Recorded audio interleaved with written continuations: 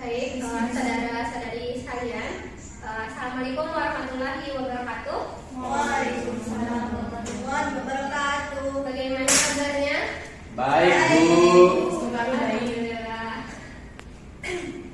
Baik, di sini kita akan mulai belajar. Baik, sebelum kita mulai pembelajaran, di sini saya mau mengecek kehadiran dari saudara dan saudari sekalian. Dari Rizky Dwi Saputra, Hadir, Bu. kemudian Lili Supiani, Hadir. Lydia Zindarti Nurmia, terakhir Fatimah Azhara.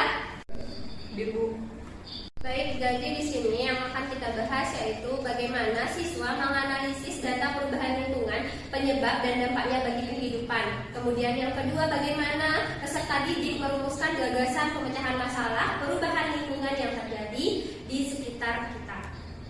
Tujuan dari pembelajaran ini, peserta didik mampu dengan terampil menganalisis data perubahan lingkungan, penyebab dan dampaknya bagi kehidupan, dan bagaimana peserta didik merumuskan gagasan pemecahan masalah perubahan lingkungan yang terjadi di lingkungan sekitar kita, sehingga peserta didik dapat menghayati atau mengamalkan bagaimana cara kita menjaga dan melestarikan lingkungan yang ada di sekitar kita. Sebelum memulai pembelajaran, di sini mari kita sama-sama menyimak video yang akan dilayarkan.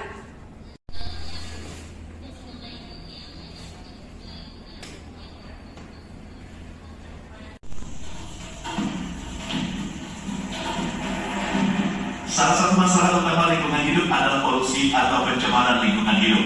Menurut penelitian, diperlukan jutaan tahun untuk menyembuhkan polusi udara, air, dan tanah agar dapat normal kembali. Sektor industri dan asap kendaraan bermotor menjadi sumber utama polusi udara. Saudara-saudari sekalian, apa yang Anda tangkap dari video yang saya tampilkan tadi? Saya, Bu, Baik, silakan saudari Fatimah. dari video yang Ibu tayangkan tadi, menarik sekali, Bu. Tadi dijelaskan tentang jenis-jenis polusi seperti apa sih, kemudian dampaknya terhadap lingkungan, penyebabnya, seperti itu, Bu. Tadi juga sempat ditayangkan tentang bagaimana sih dampak kerusakan yang begitu parah dari efek dari polusi itu sendiri, itu sih, Bu. Benar sekali, saudari Fatimah. Tadi di video tersebut memang yang dijelaskan di sana adalah beberapa atau banyaknya polusi yang mencemari lingkungan di sekitar kita. Dan di sana dampak dari polusi ataupun dampak dari industri tersebut, dari asap-asap yang telah ditampilkan di video tersebut dapat mencemarkan udara yang ada di lingkungan kita. Begitu, saudari Fatimah. Saudara-saudari lihat di slide di belakang, perubahan lingkungan. Lingkungan hidup itu dapat diartikan sebagai lingkungan fisik yang mendukung kehidupan serta proses-proses yang terlibat dalam aliran energi dan siklus materi. Nah, karenanya keseimbangan lingkungan secara alami ini dapat berlangsung apabila komponen-komponen yang terlibat dalam interaksi dapat berperan sesuai kondisi keseimbangan serta berlangsungnya aliran energi dan siklus biogeokimia. Kegiatan pembangunan yang bertujuan untuk memenuhi kebutuhan manusia itu sering menimbulkan perubahan lingkungan, yakni perubahan tersebut menjadikan kerusakan lingkungan yang terkadang dalam taraf yang sudah sangat mengkhawatirkan.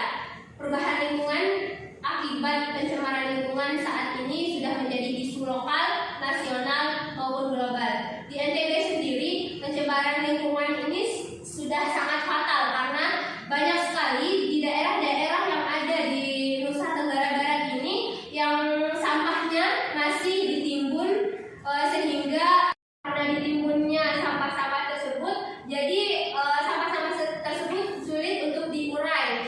Perubahan lingkungan yang menyebabkan kerusakan lingkungan bisa terjadi karena faktor alam maupun faktor manusia. Nah, di sini kerusakan lingkungan karena faktor manusia itu misalnya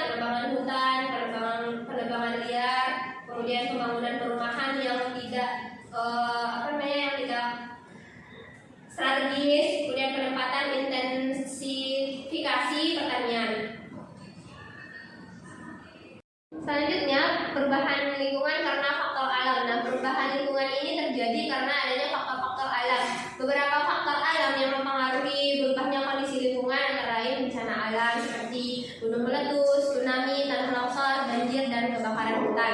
Pencemaran lingkungan ini menurunnya kualitas lingkungan terlihat dari melemahnya fungsi atau menjadi kurangnya dan tidak sesuai lagi dengan kegunaannya. Maksudnya di sini berkurangnya pertumbuhan serta menurunnya kemampuan reproduksi.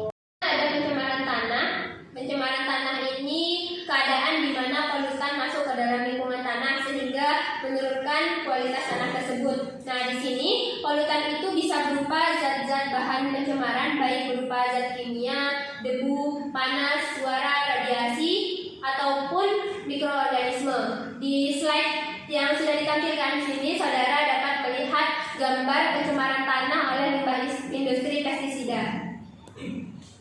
Berdasarkan tempat terjadinya pencemaran dibedakan menjadi beberapa. Yang pertama yaitu pencemaran air. Di sini yang menyebabkan terjadinya pencemaran air itu sendiri diantaranya pembuangan limbah industri ke perairan seperti sungai, danau, dan laut. Bisa saudari-saudara lihat di slide yang ditampilkan. Pembuangan limbah rumah tangga. Pembuangan limbah rumah tangga atau yang ke sungai seperti air cucian, air kamar mandi, kemudian penggunaan pupuk dan pestisida yang berlebihan itu dapat mencemar air kita. Kemudian selanjutnya ada pencemaran udara.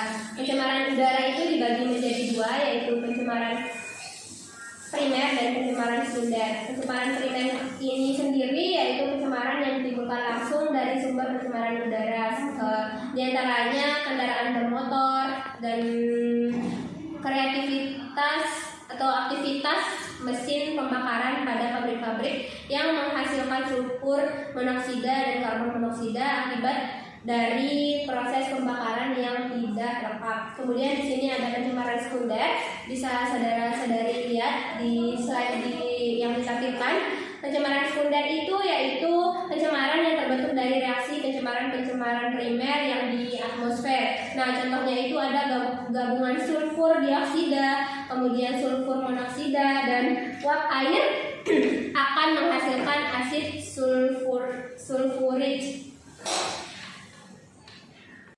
Baik, bisa saudara-saudari lihat di slide yang sudah ditampilkan. Di sana ada gambar pencemaran udara karena aktivitas dari industri.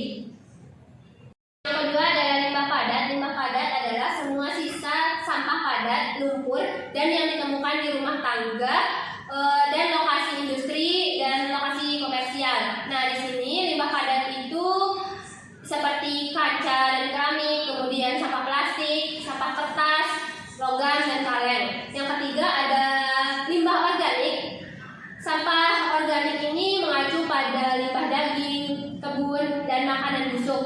Kemudian di sini ada limbah yang dapat didaur ulang seperti logam, furnitur, sampah organik, dan yang dapat didaur ulang termasuk dalam kategori yang saya sebutkan. Kemudian di sini ada limbah berbahaya.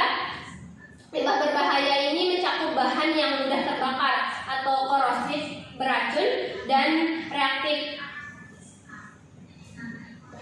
Dari materi yang sudah saya jelaskan, apakah ada yang dapat menyimpulkan dari materi tersebut? Ya, Bu. Saudara Rizky. Kesimpulan ini yang pertama, lingkungan hidup dapat diartikan sebagai lingkungan fisik yang mendukung kehidupan serta proses-proses yang terlibat dalam aliran energi dan siklus materi. Keseimbangan lingkungan dapat terganggu jika terjadi perubahan berupa pengurangan fungsi dari komponen atau hilangnya sebagian komponen yang dapat menyebabkan putusnya rantai makanan dalam ekosistem di lingkungan itu. Selanjutnya, perubahan lingkungan dapat disebabkan oleh faktor alam seperti gunung meletus dan gempa bumi serta oleh aktivitas manusia seperti penebangan hutan dan pencemaran lingkungan. Pencemaran adalah masuknya atau dimasukkannya makhluk hidup, zat energi, dan atau komponen lain ke dalam lingkungan, atau berubahnya tatanan lingkungan oleh kegiatan manusia atau oleh proses alam sehingga kualitas lingkungan turun sampai ketika tertentu yang menyebabkan lingkungan menjadi kurang atau tidak dapat berfungsi lagi sesuai dengan peruntukannya. zat pencernaan atau limbah berdasarkan sifatnya digolongkan menjadi limbah cair, limbah padat atau limbah organik, limbah daur ulang dan limbah berbahaya yang dimana disebut dengan B3 atau 3B. Baik, apakah ada yang mau bertanya lagi?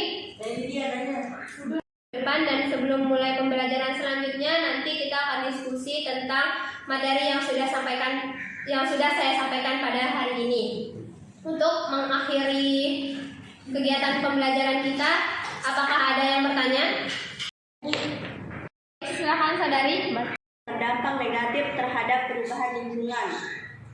Perbuatan manusia yang berdampak negatif terhadap perubahan lingkungan yaitu perusakan hutan, kemudian pembangunan rumah yang tidak wajar atau tidak strategis, kemudian ada urbanisasi yang terjadi di dalam lingkungan tersebut. Baik, kalau tidak ada yang mau bertanya lagi, kelas kita cukupkan sampai di sini. Minggu depan jangan lupa kita diskusi sebelum materi selanjutnya dijelaskan. Untuk mengakhiri kelas kita pada hari ini, jangan lupa kepada saudara-saudari jaga kesehatan, atur pola makan dan istirahat yang cukup, serta jangan melupakan kewajiban dari saudara-saudari.